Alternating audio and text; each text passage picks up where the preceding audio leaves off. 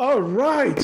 Welcome, everyone, to this, I'll call it a virtual fireside experience with Dr. Deanne. What an honor, what a privilege to be able to spend this moment with you. I just want to start by just thanking you personally, Dr. Deanne. I want to thank you for accepting at such short notice. When I read your article on disciples today, talking about the impression, how impacted I was, and I wrote to you and you responded spontaneously. And I thought, how can I spend this time with you and not pull in a couple of good friends who are soulmates, who have read your article and who have responded, who have shared the feelings I had when I read your article. So permit me at this point to just thank you, first of all, for honoring the invitation, for honoring our continent through your book. Africa is open for business. And in your book and in your talks, you just showcase Africa in an amazing way.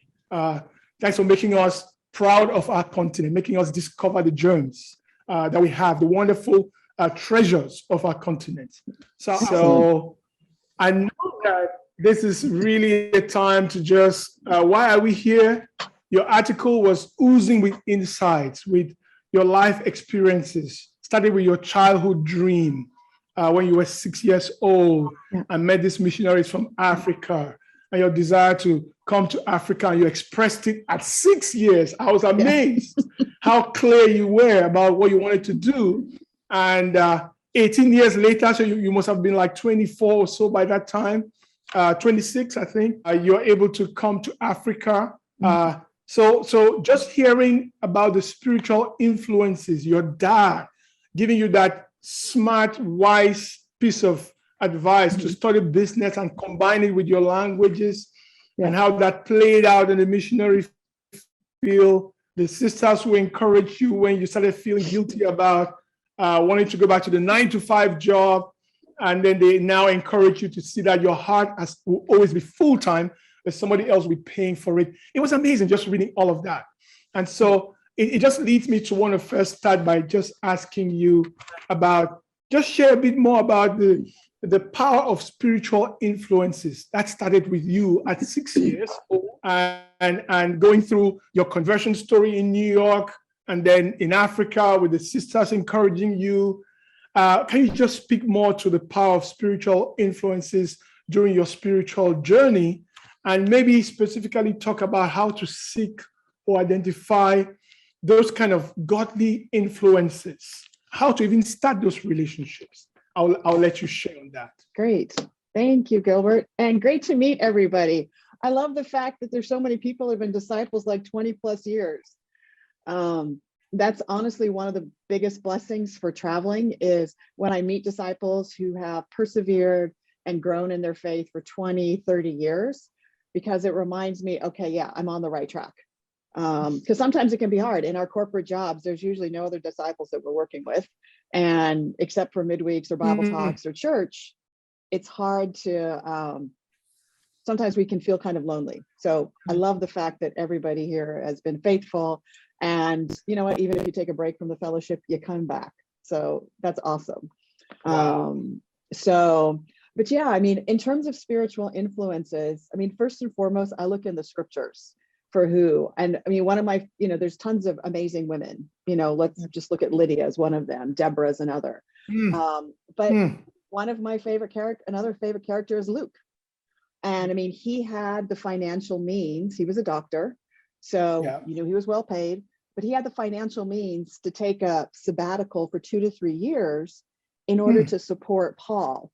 And nobody realized how much Paul was going to need a doctor, because he kept getting flogged and thrown in jail, and and that's a good one. And I love sharing those kind of stories, because too often we don't find ourselves in the scriptures, and yet we're in the scriptures. And so my goal is just really to plant a seed. And what other business women can you find? What other businessmen can you find? So yeah, that's first and foremost. But I also feel very blessed in that I'm not somebody that needs 100 friends. I'm somebody that just needs one or two really close buddies. And, you know, from one of the sisters who studied the Bible with me in New York, till this day, she's still one of my best friends. And wherever I'm in the world, I can call her and be like, SOS, I need to talk now. You know, so I have some of those, what I call my root friends, that wherever I'm in the world, whether I'm just frustrated, whether I'm tempted, whether I'm just like, I'm sorry, what am I doing with my life? Whether I just need a couch to sleep on, you know, I have some of those friends. And so those are my roots. The second group of spiritual friends is when I moved to a church. Before I actually even moved there, you know, I reach out to the church. I said, listen, I have an opportunity to move to the country. Can we talk? I don't live a typical disciple's life. You will not see me every Sunday at church, because I might be in Kuwait one Sunday and London the next. And then, you know, are you okay with that? Because there have been churches where people are not okay with it. I said, okay, that's great, but this is not the church for me. And I remember having a conversation with Amberjeet Tolliver about that. And I said, listen, I have an opportunity to move to this country, but I'm not comfortable, because they're not comfortable with the fact that I won't seek first the kingdom every single Sunday in this one city. And she's like, you're right, they're going through a hard time. So I understand, that's fine. So it's very important when we move that we do our homework beforehand. And to me, that's part of getting the Spirit's guidance, is I'm praying about it. I mean, I moved to Iraq in the middle of a war. But even there, I called the brother who was my evangelist, and he and I had been on the mission team to Nairobi together. I'm like, I had 3 job offers in Iraq in one day. He's like, Deanne, God didn't just open the window, he pushed you out of it, you know? And there was a church in Iraq, but I knew I could not meet. I reached out to them, but I was not going to be able to meet with them in person because I would draw too much attention. And for my job, everywhere I went, I had to go with 2 cars, full body armor. And they were so not going to bring me to a church service. A business meeting, yes, but a church service, no. But again, God worked, because one of the brothers was like, hey, there's a group of American soldiers here. And America has Army University called West Point. We have a ministry there. And it just so happened that 5 years earlier, my best friends were leading that ministry when I was living in New York, and this university's in New York. And so I was able to go up there, and I got to know a lot of the cadets. And now they graduated and they were all posted to Iraq. And so I mean, you just look at this and you're just like, okay, this is God. This is a God story. And so what the 2 of the brothers did is every Sunday they would send out a sermon. They started this series about modern day Iraqi cities that were mentioned in the Bible. And then we would respond via email back and forth. And so, you know, that's why I say my life is not conventional, but I always look for the 1 or 2 people when I move to a church, starting with usually the regional leader or the couple, saying, guys, listen, my life's not normal. Are you okay? Great. Are you somebody I can go to? And can you also recommend 1 or 2 brothers or sisters that I can get to know? At my job level, I deal with ministers, government ministers. I deal with CEOs of companies. And so I'm ambassadors. So I need to know what brothers and sisters can I get some advice from that are completely confidential and everything. And so that's usually where I start looking for the spiritual influence. And then I look for who I can be a spiritual influence for. And for me, that usually ends up being the teens and the campus. I love having slumber parties. I love baking cookies and decorating Christmas cookies with everybody. I love board games. I love playing soccer or football. And so I make sure that not only do I have spiritual people influencing me, but I want these university students to know that you can travel. I want the kids to know, what is the children's ministry like when I go to church in Abidjan? Or what is the children's ministry like when I'm in Nairobi? And then I can take pictures back to Kuwait and show the kids in Kuwait what it's like, and kind of give them a vision. And so yeah, So I think that's how I would look at my spiritual influences. Yeah. How's that for an answer? I'll stop talking to see if anybody has questions or. That's awesome. Can we have the questions after all the Yeah. questions? Okay, great. Yes, that'll be much better. If you can either write it in the chat room so you don't lose sight of the question, or just take note of it. That'll be really helpful. Because the questions, like the first question was more about spiritual life, relationships. I'd like to now move and talk about career, which from what you've shared, Dr. Deanne, about even you moving from one place to the other, your career, you use the term unconventional, right? And so reading your article, you did present spiritual life. I know I like the choice of that word, unconventional. So you did present your spiritual life and your career as complementary, whereas most of the time, even Shola made a comment when she read your article. I shared it on a platform. We are part of a business professional ministry here in Lagos. And when I shared your article there, Shola was the first to comment on it. And she said, very often in the church, we don't really talk about the impact that we can make as professionals.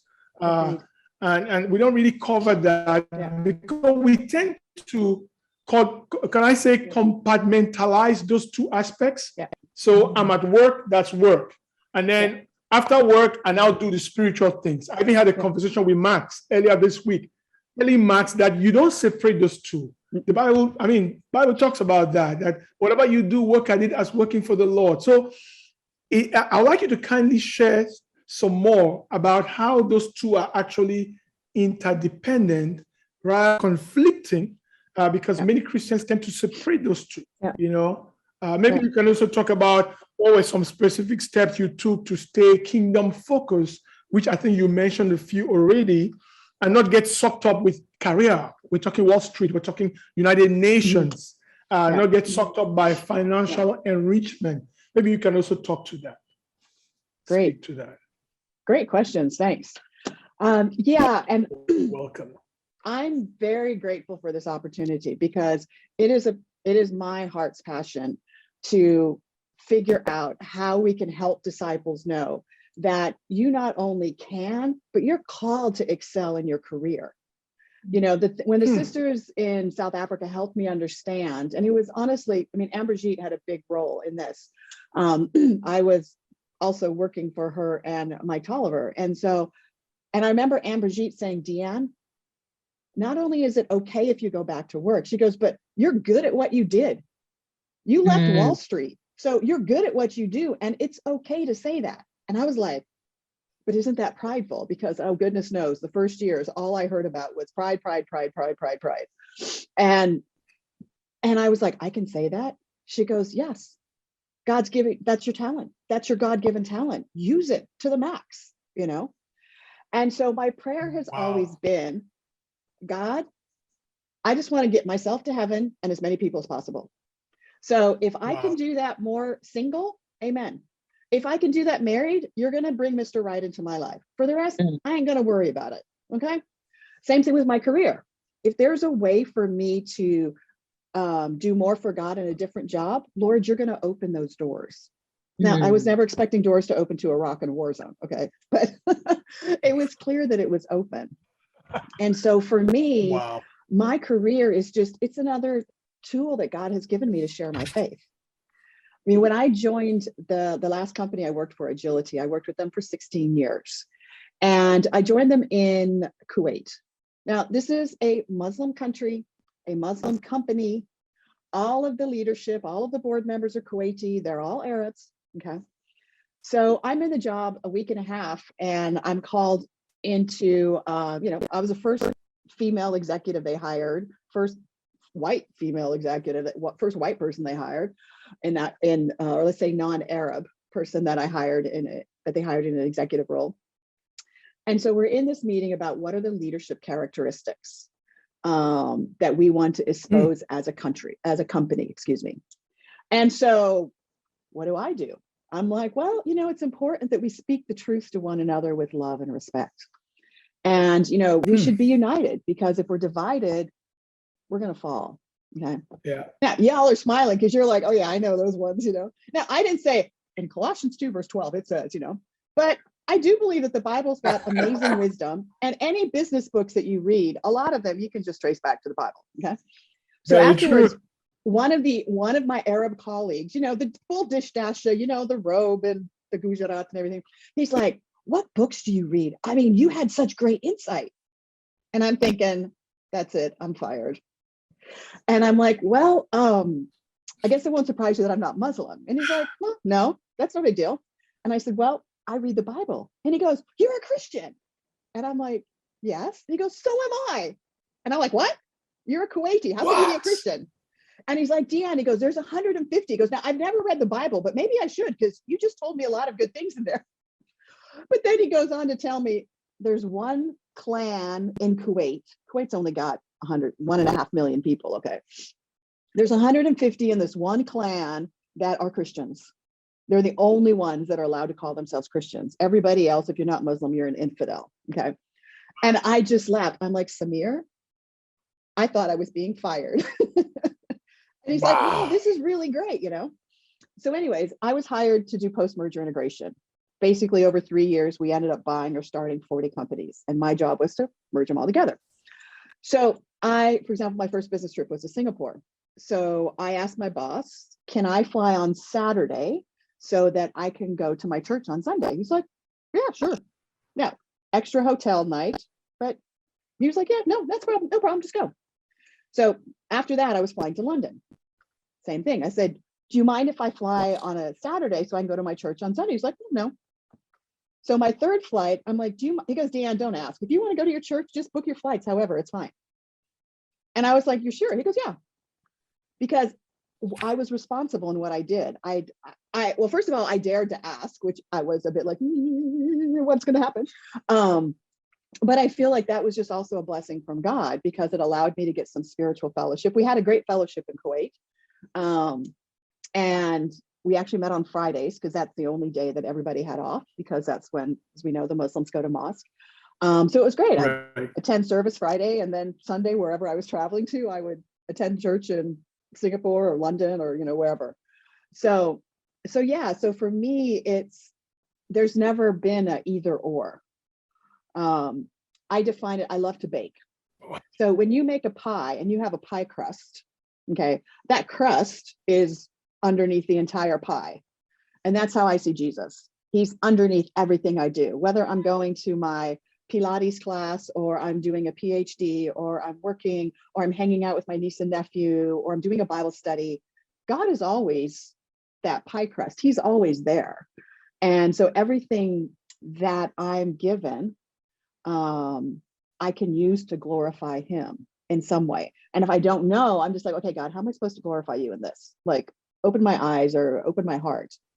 And it also, you mentioned something about financial enrichment.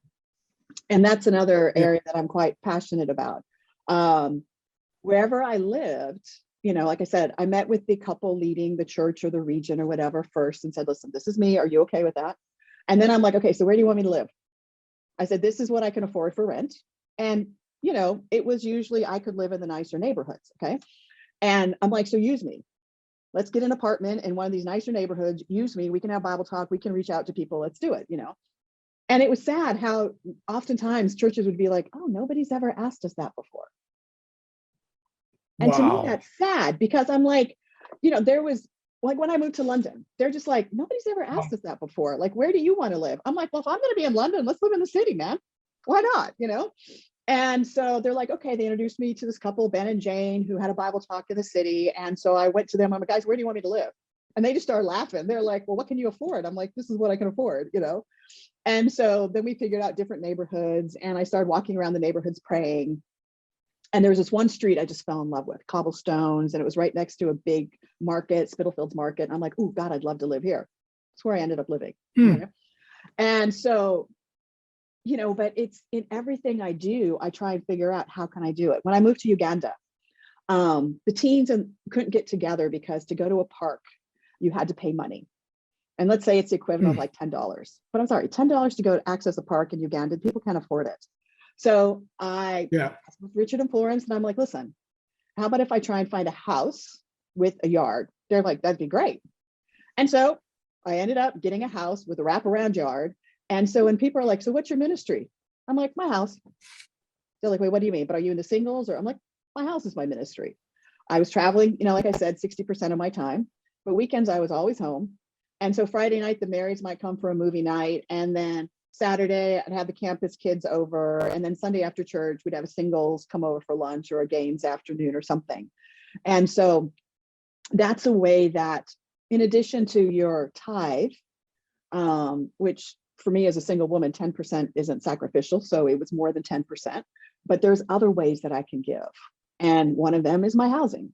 So it's the same thing in Amsterdam. 7 years ago, God enabled me to buy an apartment with a living room that is literally, let's see, how big is it? 1, 3, it's about 7 meters by 13 meters. Okay, so it's massive, especially for Amsterdam. That's big. And it's like a kitchen and a living area. So it's awesome. So during COVID, we could socially distancing safe meet with 12 to 15 people. And now that those regulations have gone away, we just had a group of 16 refugees come in. So now they're joining us. So every Sunday, I've got 40 people in my living room, and the kids are in my bedroom. So, and I share those stories, not to pat myself on the back, but to inspire people to think about, there's so many different ways we can give. There's a sister who's staying with me right now. She's got the most amazing heart for kids. Okay. She works at McDonald's as a hostess. She doesn't make a lot of money, but the way that she serves the kids is priceless. Last week, a couple that's supposed to do the kids both came down with COVID. And it's like, oh, no, what are we doing? And everyone's like, I'll do it. So she took on 8 kids, 5 of which don't speak English. And it was fine, So there's so many different ways that we can share what God has blessed us with, where we live, our salary. There's times where there was a sister who donated her frequent flyer miles so that a couple could go to one of the international conferences in the United States because the churches in East Africa could afford one ticket. And so I donated some, she donated frequent flyer miles, and so there's just so many different things we can do. And you use all of that to share your faith. I'm talking about the refugees that we're housing all the time. I'm getting my manicure done. And, so what have you been up to? And I'm like, oh yeah, we're just, we've got some refugees. She's looking to buy scissors. She's a hairdresser. Where can we go? She's like, how do you know? Like, you just let strangers in your house? I'm like, no. We all go to the same church. And they're from the different churches in the Ukraine. And we gave them all of the contact details for all of the churches across Europe. So wherever they go to, they've got family. She's like, wow, So literally everything in our lives we can and should use as a way to share our faith. That is I'll just amazing. stop there for a moment. Amazing. Oh, that's amazing. Wow. If I just listening to you, my next question was going to be about your book, Africa Open to Business. Yeah. And just, there's something you said about your experience in Iraq. When I listened to some of your talks, I realized you find a way to communicate biblical principles without having to quote any scripture because you're talking to a business world.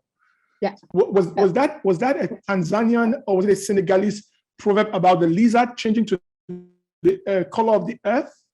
Yeah. Wolof proverb. Mm-hmm. Wolof proverb, exactly. Yeah. So when I listened to that, I thought this sounds like becoming all things to all people.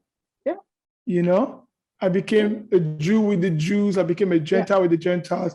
So based on your experience across Africa, all kinds of culture, and I see you showcasing these cultures in your proverbs. I enjoyed the one from Cameroon because I was born in Cameroon. There was something about the palm tree. I was born in Cameroon. Something about no the shortcuts to the top of the palm tree. Yeah. No shortcuts to the top of the palm tree. I enjoy that, Yeah. So I'm reading that and I'm thinking, how can your cultural experiences, which you've had across the continent better equip us even as missionaries. And Mhm. I'm going to emphasize on a particular term as tent makers, because Yeah. As a church, we've tended to look at missionary, just like you said, in terms of being on staff, Yeah. but there's such a need to promote what you're sharing, that Yeah. we're all missionaries, we're all full-time for God. So Yeah. how can you help us with those cultural experiences across Africa to better equip Yeah. us to be better missionaries and tent makers for God? Maybe something along those lines. So the best gift that God has given me, though not the easiest, is the opportunities that I've had to move. Okay. Moving is never easy. It sounds like pretty much everybody on this call has moved countries. Okay. And it is not easy. You've got to Not figure at out all. everything from roads to transportation to who's the best friend that I'm going to go to the gym with and who's the best friend that I can call to go for coffee. You know, it's not easy. Never. And even as disciples, it's not, because we come into a church and they're like, oh, you're a disciple, you know everything. Well, we also know that everybody has a certain space that they sit at. And heaven forbid if I sit in the wrong seat where the teens are supposed to be, or, you know, whatever, you know. So moving is challenging. Interesting. And so I've learned that to just go with an open mind. And when things are, because every church is a little different, and it's the culture of the country, it's the culture of the couple leading, it's the culture of whatever, just to go with an open mind. And then if something's not clear, I'm like, okay, let's just go study that out in the Bible. And first and foremost, is it an issue of salvation? Because that's really all that matters. All the little side bits, you know, do we do 3 songs and then a welcome and then the message, or do we 4 songs and the communion and it's amazing how disconcerted people get when they go to a different church and it's like, I'm sorry, no, you have to do communion before the sermon. No, you do. And I'm just like, guys, it doesn't really matter, okay? But I've had to learn that. And so I'm very grateful that God's given me an opportunity, because it's challenged me to go into the scriptures and understand, first of all, just general principles. But secondly, I remember when I was studying the Bible with a woman in Nairobi, and she was getting baptized, and my roommate came home, and she was like, now my roommate and her were from the same tribe. And now by this time I spoke fluent Swahili. I spoke, you know, sprinklings of different ethnic languages. You know, I thought I was pretty good in understanding all these cultures in Nairobi. And so as Georgianne comes in, she's like, oh, that's, I said, yeah, she's getting baptized. Georgianne's like, that's great. Did your husband know? And I'm like, husband? She told me she's single. And all of a sudden this woman got this look of terror on her face. And Georgianne's like, Deanne, she lives with a man. She's lived with him for 7 years. In our tribe, that's married. And I was like, oops. And so we learned from that every time we studied the Bible with somebody in Kenya, I don't know if they're still doing this, but back in those days, especially with those of us who are not Kenyan, that we had somebody join us to ask all those culturally appropriate questions. Cultural questions. You know? Yeah, undertone. And it was a good lesson in humility for me. You know, I thought, I speak Swahili, that's good. That's not enough, you know. So it's always being open to learning. There's a couple in South Africa that I really like, Temba and Zama. And Zama is fiercely Zulu. And I love it because she's helped me understand a lot about the culture. And, you know, for example, the Zulu women, young women, they have a cultural initiation, okay? It's not female genital mutilation. It's just a cultural initiation, okay?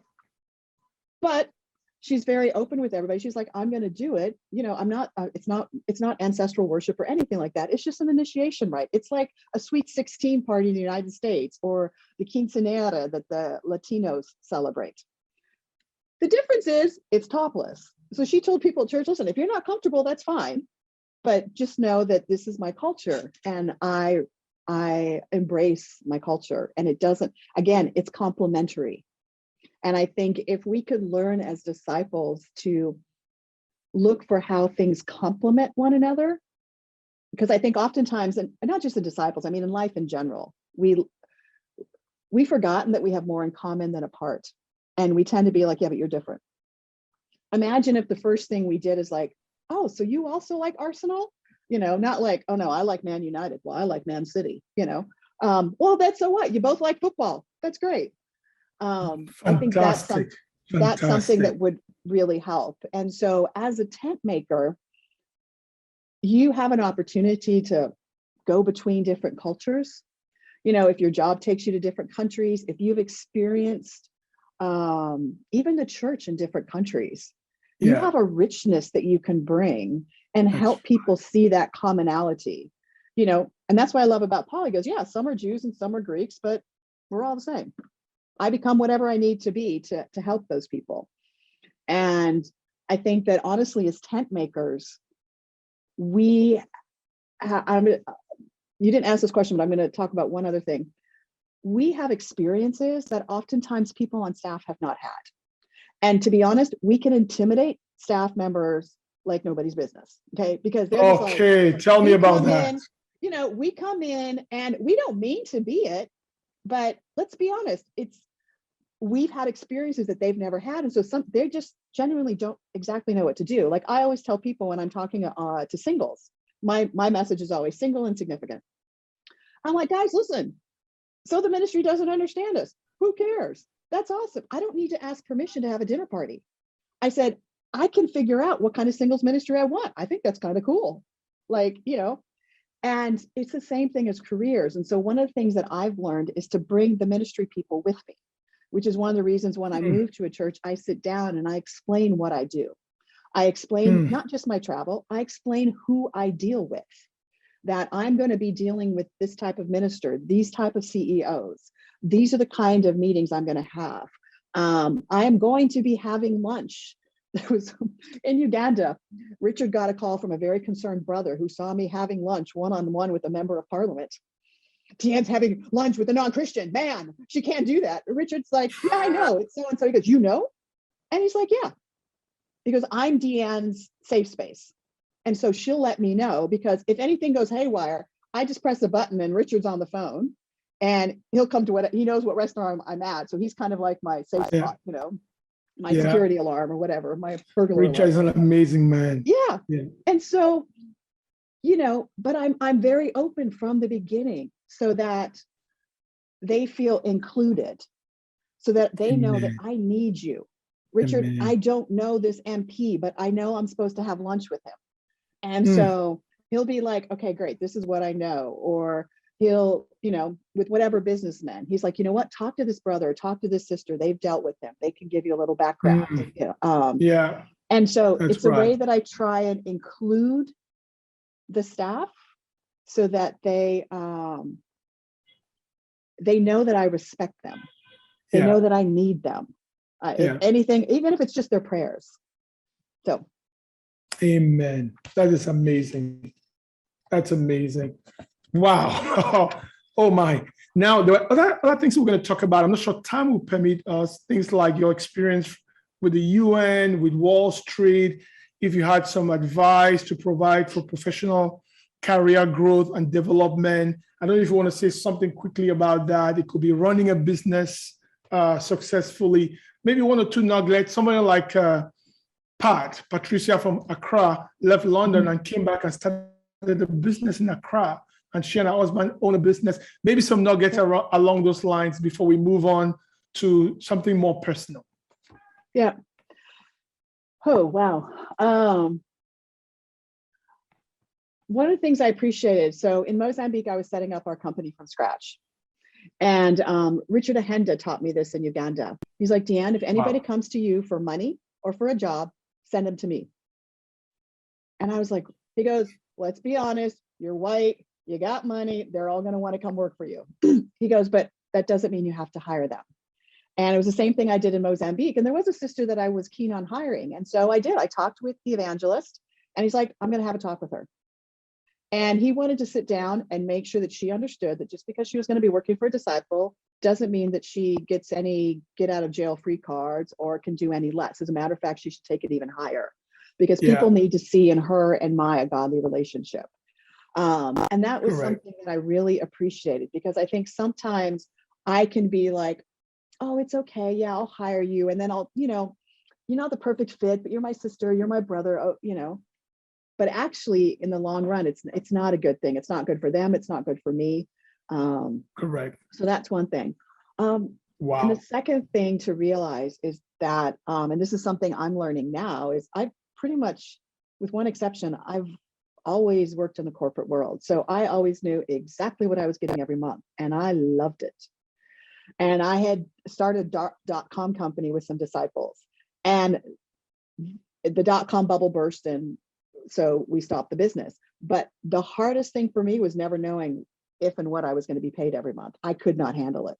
And so it also taught me that I needed to save money before I was ever so that I knew that I had a year's worth of living expenses or something before I went off and started my company, because it is hard. And it's also hard because, again, people on staff they maybe never started a company. They don't realize that, you know what, in the beginning, you ain't got money. So I'm sorry, I can't take contribution. I don't pay myself a bonus. I can't, and I think that, and it's not just in Africa, it's everywhere in the world, that, entrepreneurism, starting companies is hard. But again, it's helping people understand that, listen, I do hope to get money. And as I make money, I will, but just understand right now, I don't have money. It's not that I don't want to pay contribution, and one of the things that I found is that even if I just pay 15 euros a month, even right now, I pay 50 euros a month. I haven't had an income in 18 months. You do not make money from writing books, okay? Writing books give you a platform from which you can hopefully promote yourself. So I haven't had an income in 18 months, okay? So my contribution, I just give 50 euros to give 50 euros because it's good practice and I want to, but yeah, I mean, I had a discussion with the brother who does the finances and explained to him why I was giving 50 euros. And I'm like, I ain't got nothing. So with all due respect, if I give you 10% of my savings, then I'm really in trouble, So know that as an entrepreneur, it's hard, and know that you're not alone. Amen. That's super helpful.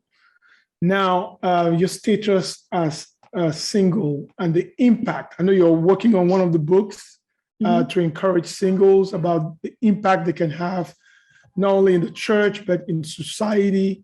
We have a lot of successful, we sometimes call them matured or older singles who.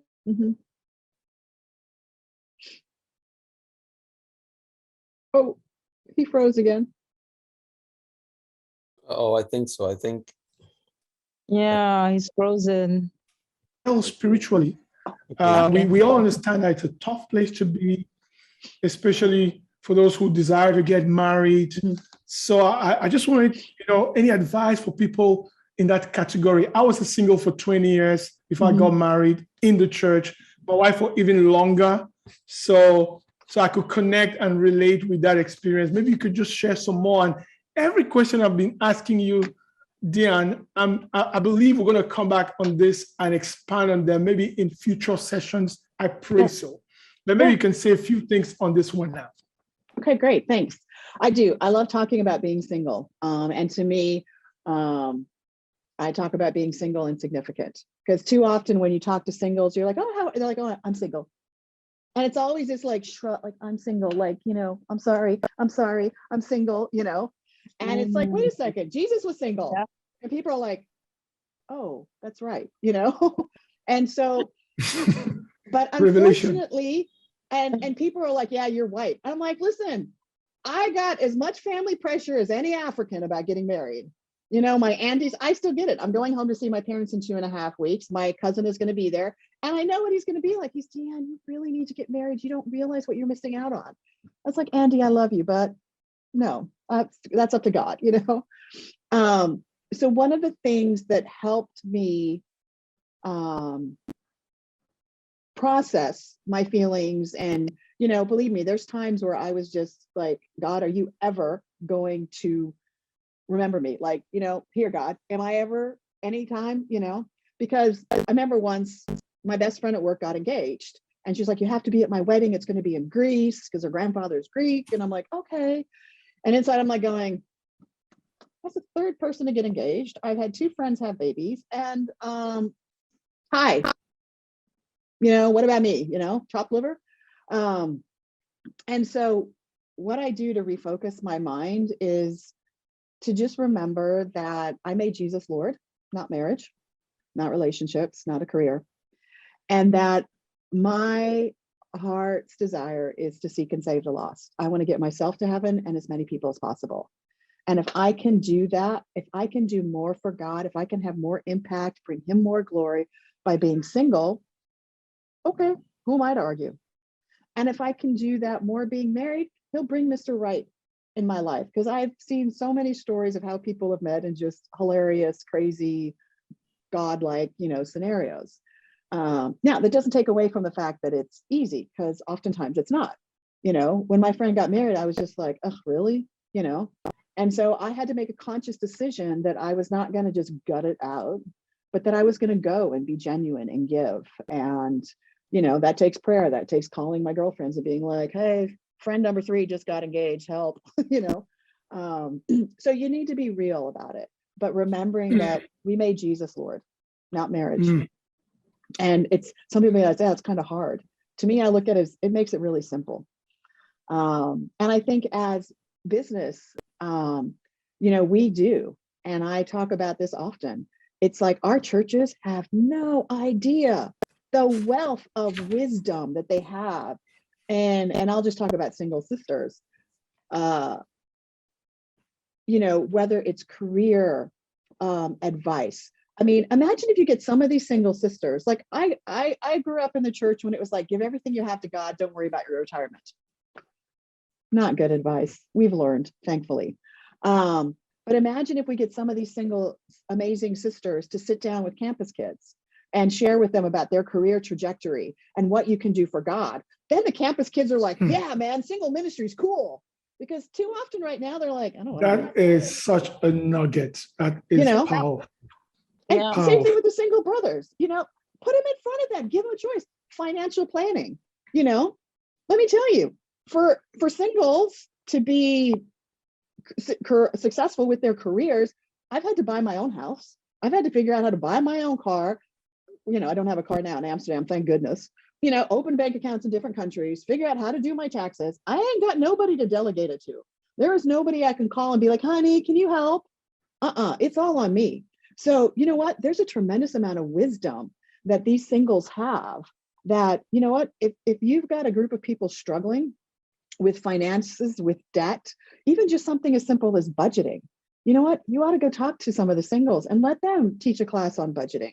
Budgeting has nothing to do with salvation. So let them teach a class. Let them teach the teens. Like I said, teens is one of my favorite ministries. I have slumber parties all the time. I would have 9 kids sleeping at my apartment in Kuwait, and we had so much fun.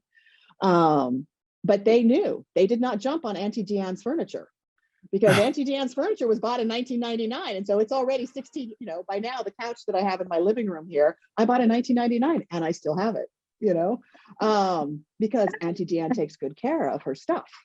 And they're like, so just simple things like that you can teach. And they learn from that.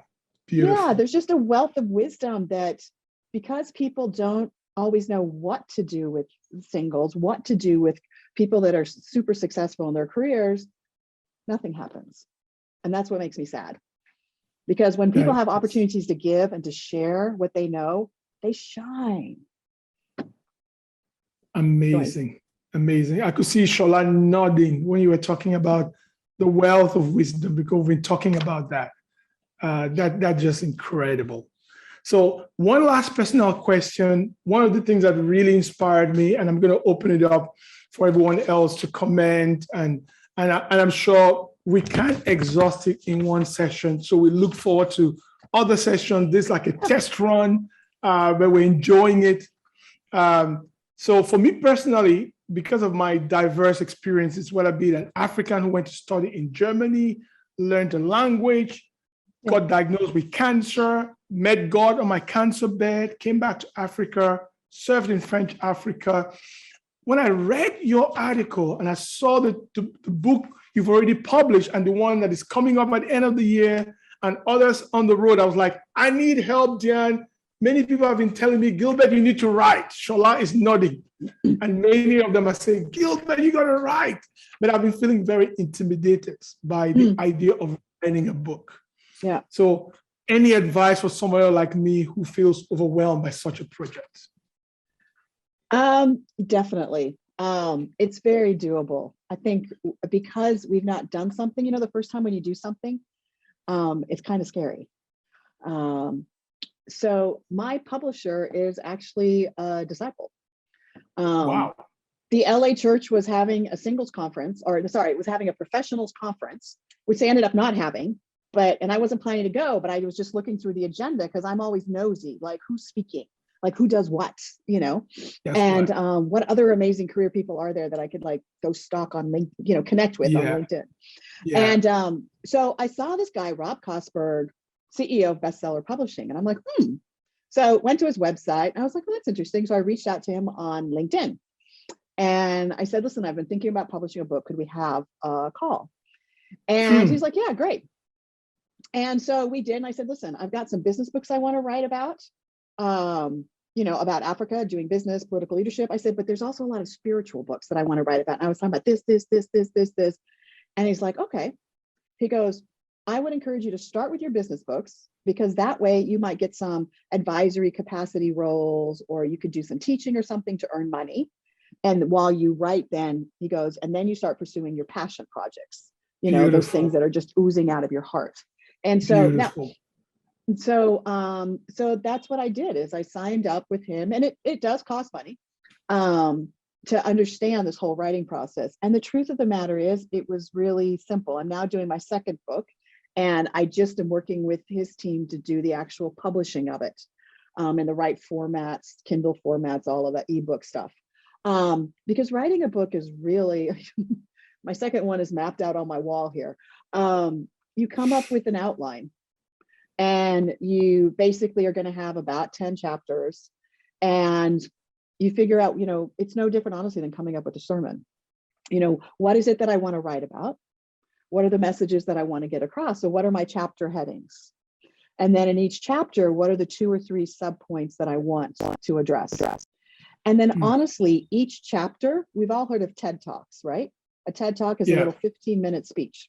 Each chapter is basically a TED Talk. So what they had me do was take it in my phone and record the chapter. Now, I did some additional work because I was using a lot of statistics and examples that I needed to make sure were right. So I did an outline of each chapter and the points and made sure I had the statistics. And then I just spoke like I am speaking to you right now, because I love public speaking. And so then they had a guy that transcribed everything. And then I worked with an editor who they call it a hybrid ghostwriter. And so Lorna would read it, and she's like, Deanne, talk more about what you did. What's a company that you helped, or elaborate on this, or what does this mean? And so that's how we did every single chapter. And then at the end, Lorna read the whole thing through to make sure that it flowed. And then, goes to the copy editors for grammar and, all that kind of stuff. That's right. But honestly, it was much, much easier than I thought. Like I said, the publishing side for me was more challenging. So that's what I've hired him to do now for my next 4 books.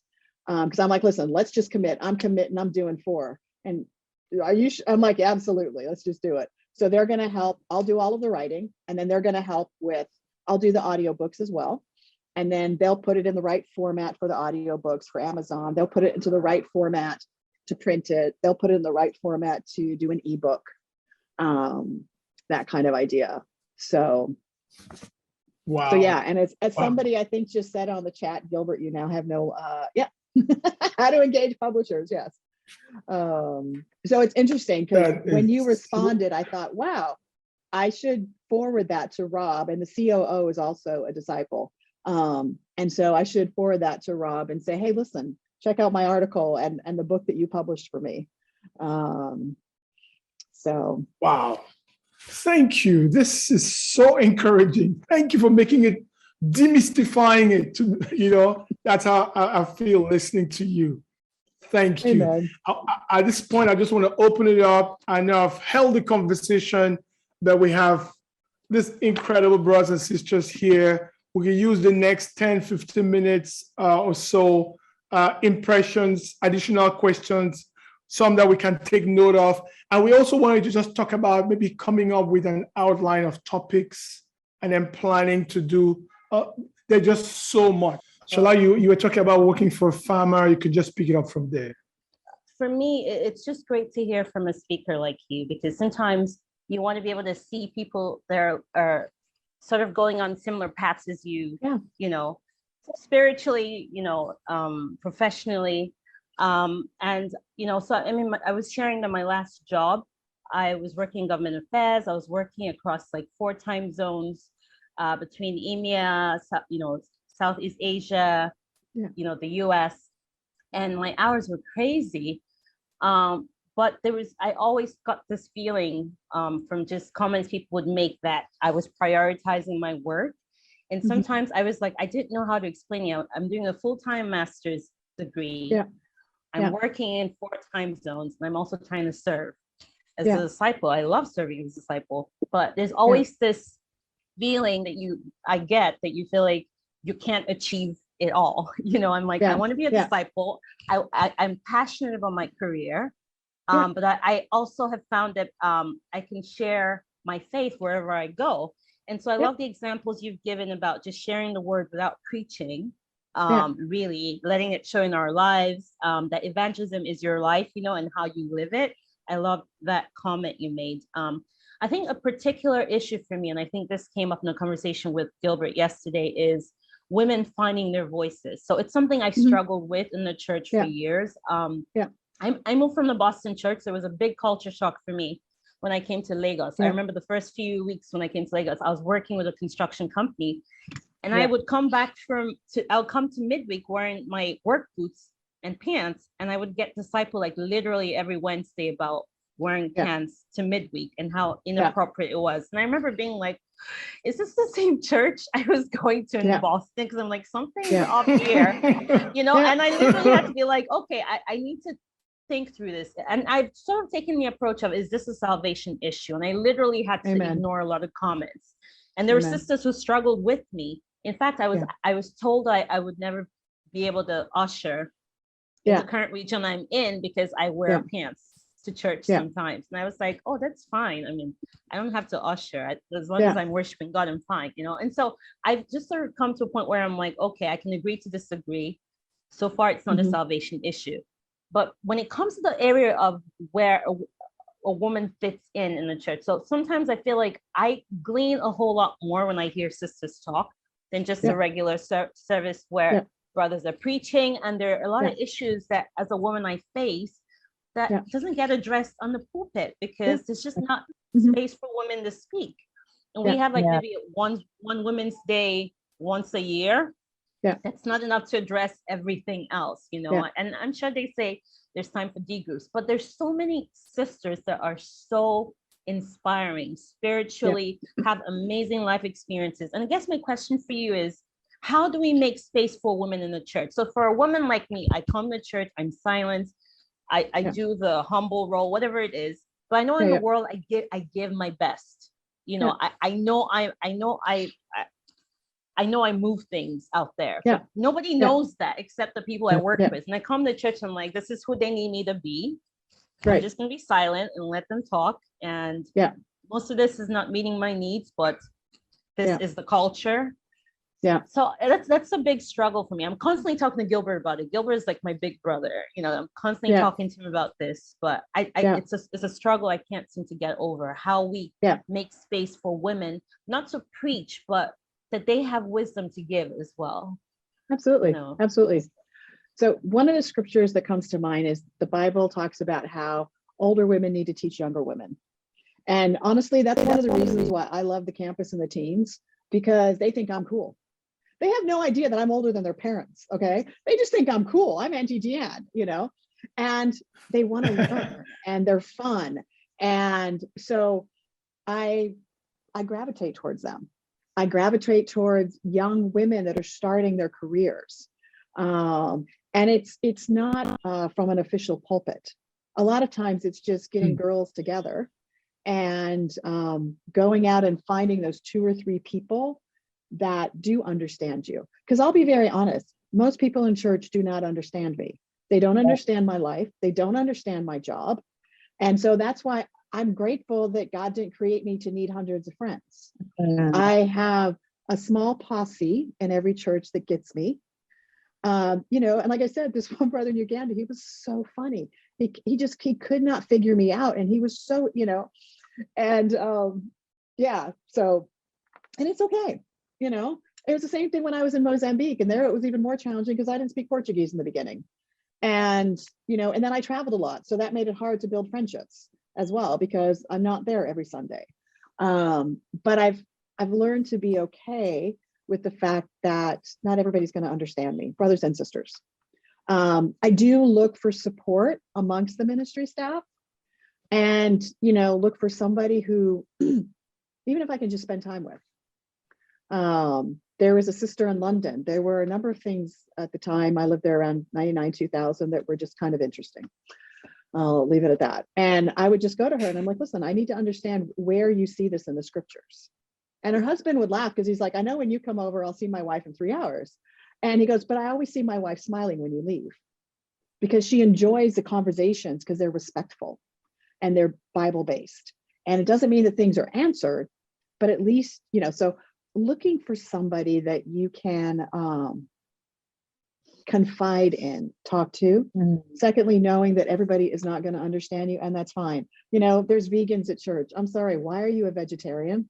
I'm a carnivore. I don't get it, but it's fine. So I just kind of look at the same thing with work. When people are like, you have your career, and I'm like, yeah, well, they're a vegan. They're like, and? I'm like, so do you have a problem with them being vegan? So, and then people kind of laugh, and, you know, with the dressing issue, oh my gosh, I so totally get you. And yeah, there, and a lot of that though is cultural. Yeah. And it's based on that church. And it's also based on people's perceptions who are coming to visit the church. Like in Kenya, we are not allowed to wear pants. And I'm like going, why? Because fingernail polish was sin, earrings were sin. I'm like, I'm sorry, where did you get all this? And a lot of it was the missionaries that came and taught. And I'm like, but until people had accepted that the Bible was their standard, it was hard to sit down and say, well, let's see what the Bible says. And when you go to visit somebody's home, oh, forget it. I mean, my pants just went in the suitcase or in the bottom drawer, and I just didn't bother wearing them because I'm like, you know what? It's more important to be able to help people share their faith. And, you know, gradually over time, at least in Nairobi, you know, it loosened up and that kind of idea. So that to me, and I've seen that. I mean, when I travel in Africa, I always make sure I have low-heeled or no-heeled shoes, because there are certain heads of state that are very short and you're not allowed. If you have a meeting with them, you cannot wear heels. Okay. There's other heads of state that you have to wear a dress. Okay. And then I have one of my African outfits that's always in my bag, because you can't go wrong with that. You know, when you've got the African fabrics, like, you're great. And so, and it's like, it's not fair. Men just wear a suit. I'm like, And that's it. like, how can they do that? You know? So anyways, so just know you're not alone. And I do, I mean, I had a meeting this morning. There's a sister from Brooklyn that came here for one day for a conference. So we went for breakfast and took her around Amsterdam. And she mentioned the exact same thing. She's like, I've been looking for mentors.